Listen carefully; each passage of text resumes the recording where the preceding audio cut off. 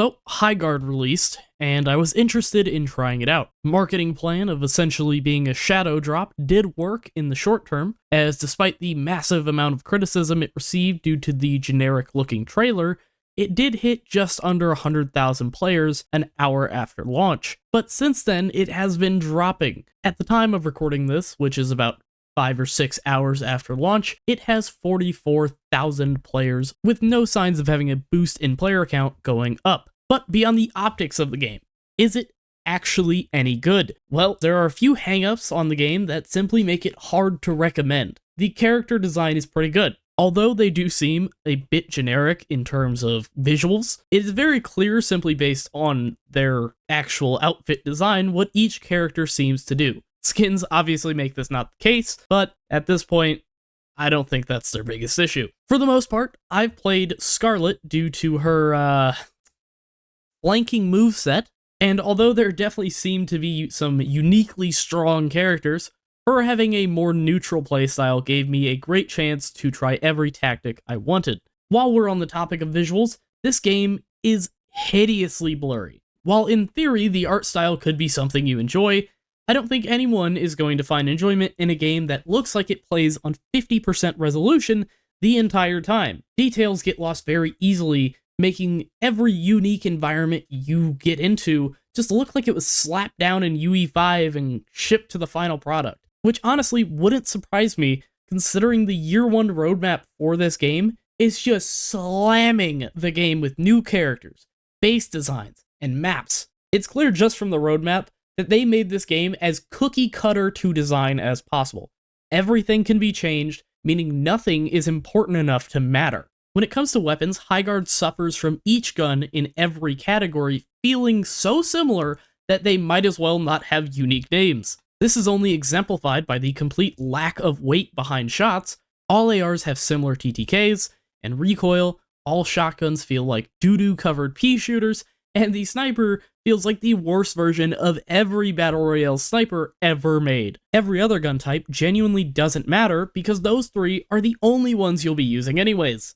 But when it comes down to combat, guns aren't the only thing to blame here. I would put even more blame on the map design and the game mode design. For the maps, they are extremely open during the gear up and shield breaker sections of the round. And when you finally get inside a base, they're so tight and unreadable that it feels like everyone is just running around trying to hip fire and hope they don't die first. The game mode compacts this issue, but before I talk about that, I need to explain the game mode itself. 2 teams of 3 are given bases on opposing sides of the map. There's a 1-minute base reinforcement phase, and then a 2-minute gear up phase. After that gear up phase, the shield breaker, a sword used to summon a magical battering ram at the enemy base, spawns. After approximately 1 minute of either fighting or simply running past the enemies with the shield breaker, it is used to then spawn that battering ram and open up the shield, making a raid happen.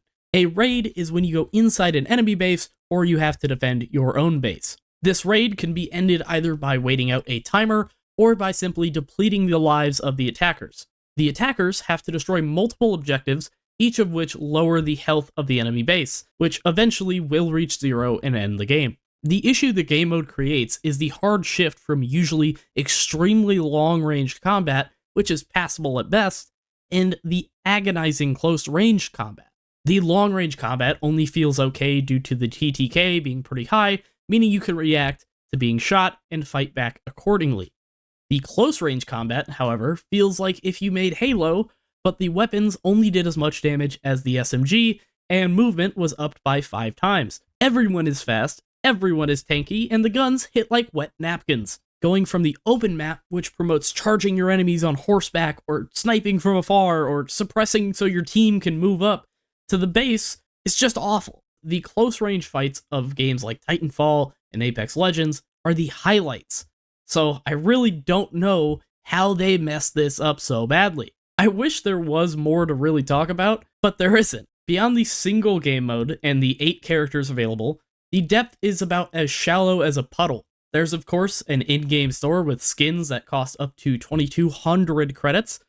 I didn't bother converting credits into real dollars, but I'm going to take a wild guess and assume that it's anywhere from $20 to $25 each for the skins. But unless you count some surface level free cosmetics as a progression system, there's nothing. I think my biggest disappointment with this game isn't any specific part.